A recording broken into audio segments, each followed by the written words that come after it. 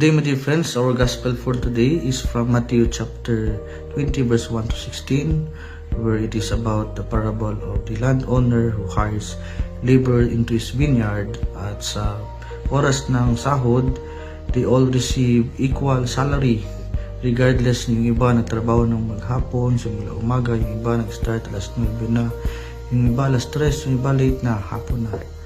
At dahil dito, yung mga nagtrabaho ng buong araw, nagreklamo sila.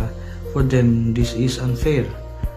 Pero sabi ng landowner, hindi ba't ito yung pinagkasunduan natin?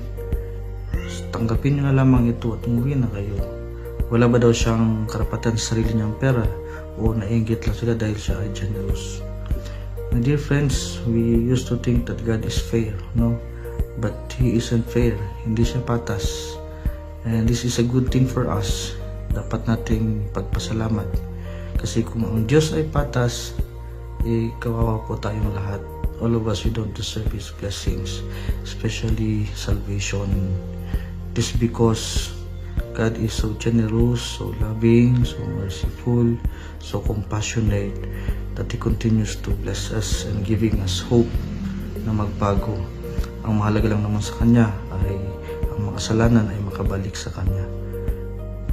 Kaya nga sabi niya, at the end of the parable, thus will the last will be the first, and the first will be last.